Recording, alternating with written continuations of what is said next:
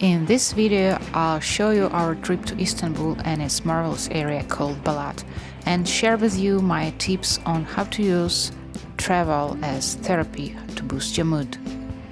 We went to Istanbul to see my cousin and her son and spent there 6 days together.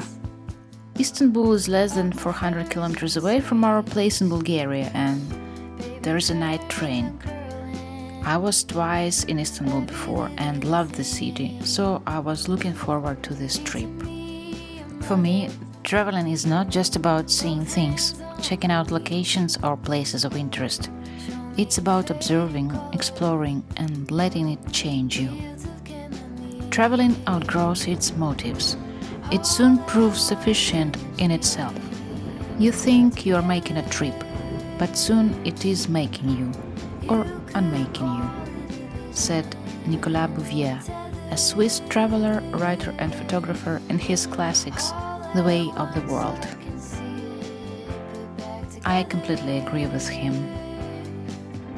Journeys, whether short weekend trips or months-long stays, which I call travel living, are always good.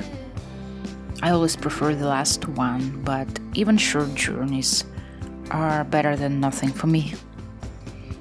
Planning and logistics might be stressful, especially if you're not alone, but the joy and fulfillment that travel brings in the end outweighs the hectic. After a trip is finished, it is in your memory forever.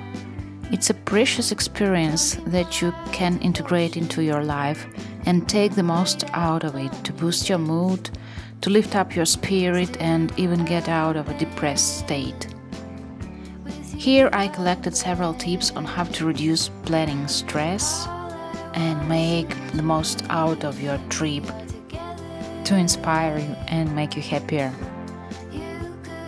But first of all, let me tell you about Balat, the area in Istanbul where we lived and which you see now on the screen. Balat is a district steeped in history and charm, making it one of the oldest and most captivating areas in the city. I didn't know it before I chose the accommodation here, but I was pleasantly surprised. As soon as you set foot on its narrow and cobblestone streets and gaze upon its historical buildings, you can feel a distinctive ambience that is unmatched, not only in Istanbul but also in the other countries of the world. Although it reminded me a bit of certain areas in Seoul, you'll be surprised, in South Korea, yeah. This district is tucked away, slightly concealed from the bustling shores of Eminönü area along the Golden Horn. It remains easily accessible, though. You can access it by bus or ferry.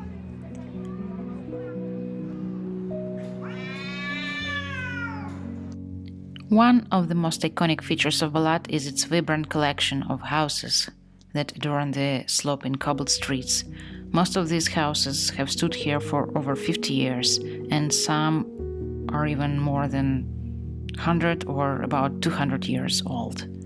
These historic wooden buildings have become the subject of countless photographs, and you can see it on Instagram a lot. There are loads of cafes and restaurants, charming and original in their own way, and it has its own cozy and a little bit fairy tale-like atmosphere. Traditionally, Balat has been a residential haven for various minority communities in Istanbul, including Jewish and Greek Orthodox families, and this district bears the imprints of their rich cultural heritage. In this sense, Balat is closely connected to the neighboring area called Fener. One of the examples is a magnificent Fener Greek High School, which still operates. Then there is a Bulgarian Orthodox Church, which stands out by its white color. And in general, in Balat, you feel like you're in a bygone era because everything is so old and breathes with history.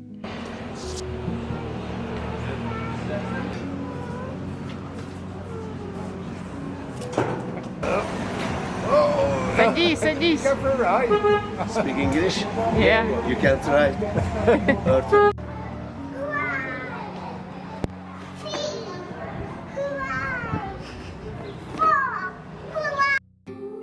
So here is my tip number 1. Plan your trip before, but be flexible. Book, research, and organize.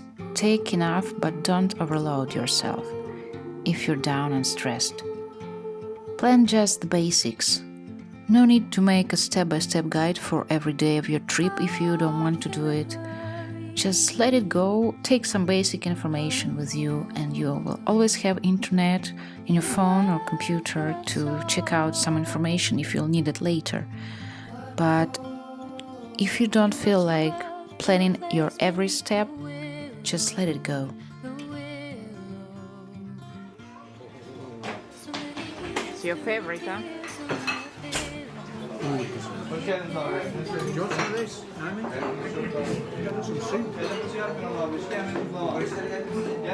I didn't really check anything about the new places in Istanbul to see this time because my main goal was to meet my relatives, and I was also too busy with other things like writing my thesis for my master's degree. Tip number 2. Make a list of necessary things you take with you on every trip and keep it in your phone or computer. You can organize this list into columns like clothes, cosmetics, gear, kids, stuff, etc., etc. It will save you a lot of time for your next trip, and if you travel quite often, it's better to keep just a small suitcase or rucksack with basic things in it all the time. Just refresh it. Tip number 3. Choose the right accommodation. For example, if you look for an apartment on Airbnb, look for deals. Sometimes it's better to rent a room, like we did in London, to save some money. And basically it was the reason to save some money because accommodation in London was very expensive. But it is also a way to meet new interesting people and check out new real apartments not made for rental, It was the case with us in London at Rakesh's place. Check out the link above. Naomi, are you kicking me out? Oh, where do I have to sit? Oh. If you have time, if you're not for the first time in this town or city, for example, it's good to find something not in the center. It may be cheaper. Also, you can check out new, nice, not so touristy locations, like we did in Leeds, for example. Here in Balat, we lived in an awesome old house designed in a modern neoclassical style, and it belongs to a family, which is obviously far away now and rents it out for the first time. So it's designed for themselves, and I really appreciate this fact. I love such accommodations, and every corner of this house was so interesting and cozy, filled with historical photos, with nice antique furniture. Oh, I love it. Just look at all of these details. One of the things that inspires me in life is good interior design and being able to live at least for a while in a place that is well designed. And in this house, I love the combination of modern elements, of bright colors, and modern art with classical and historical pieces.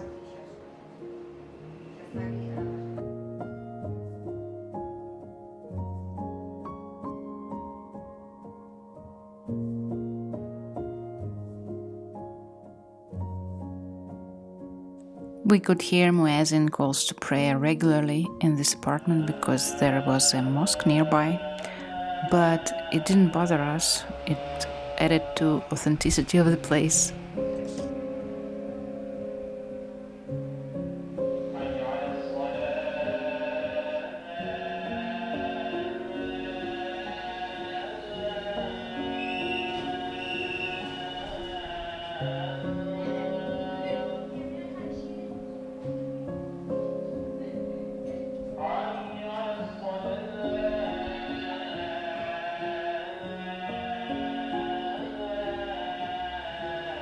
Have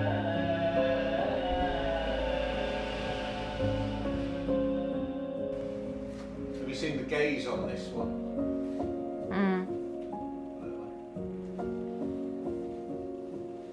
I quite like this.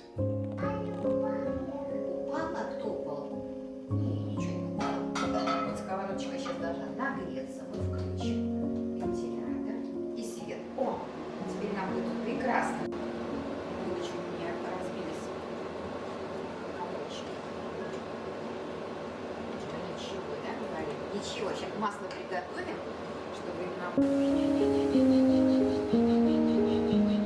Опа. И смотри, смотри. Горячий, да? Ты же мне будешь помогать еще пока? Отлично.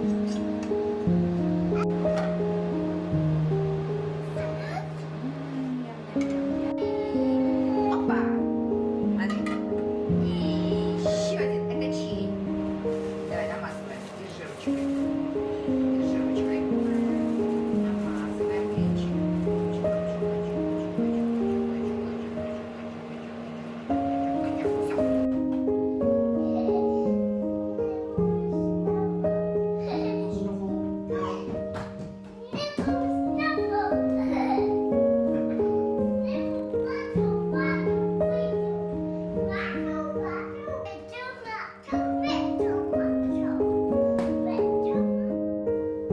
Tip number 4. See what you consider interesting, not the others. It's up to you whether you want to see all the places of interest that are listed in the top 10 must-see of this city or not. Because sometimes you're really not in the mood to visit those touristy crowded places, or you're not interested in seeing many churches, for example. So just let yourself go and go wherever you want. It may seem obvious, but you'll be surprised how many people just follow the guides and don't want to step away from the certain chosen path. Just follow your heart, follow your intuition, and it will bring you the most pleasant experience. By the way, this cafe in Balat, it's called Velvet Cafe, I guess, was well praised on Google Maps. It has a nice interior, but the food was a bit overpriced and quite average. Even though it's got good reviews on Google Maps, it turned out to be quite touristy, I think, but I don't regret going there. I mean, it was interesting to see the decoration. We had omelets with cheese and meat.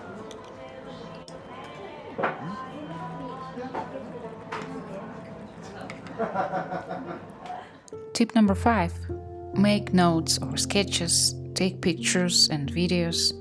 It also may seem obvious, but if you take pictures or videos anyway these days, either on your camera or on your phone, and post it on your social media, you can also try something new and take a notepad and make some drawings. Even if you can't really draw, it's fun to try to sketch people or surroundings, or write down your thoughts about this or that. Sometimes when I walk in a new place, I have lots of insights in my head. I have new ideas, or I have such a poetical state of mind. And I used to bring my notepad all the time with me in the past. These days I mostly have my phone with me, and I put down these ideas if they come to my head. Speaking about writing down your ideas, if you came to travel not in a best state, like you travel as a therapy and want to boost up your mood, it's important to really take a copybook or a notepad, or just write it down in your phone and notice every time your mood swings up and down, and observe what brought you down or what lifted up your mood. Do this journaling a bit, and you'll notice that it helps you to understand more about yourself about what's happening in your head at the moment and gives you the instruments to cope with the bad states. We walked all the way from Balat to Hagia Sophia area, and there were dozens of wedding dresses shops on the way.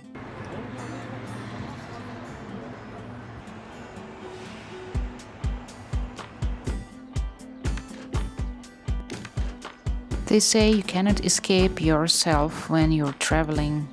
That's true. You always bring yourself with you wherever you go, but you can deal with it.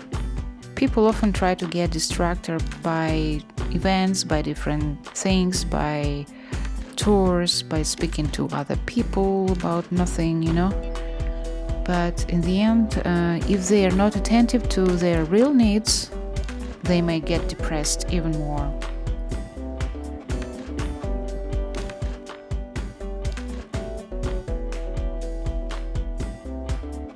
I hope these tips would be useful for you, and let me know what trips mean for you, what traveling means for you, and what does it bring you. I'm very curious to discuss it with you. In my following videos, I'll show you a bit of my favorite part of Istanbul on the Asian side and one of the Princess Island, Buyukada, where we went this time. And I'll also talk about something connected to travel and psychology. Tell me, what do you think about this format? If it really goes well together? Because at the moment I'm searching for my very specific niche, I'll be honest with you. And these are two my passions, traveling and psychology. I like the idea of combining these two topics, but I want to know the opinion of my viewers as well. You are very welcome to comment on this. See you soon. Bye bye.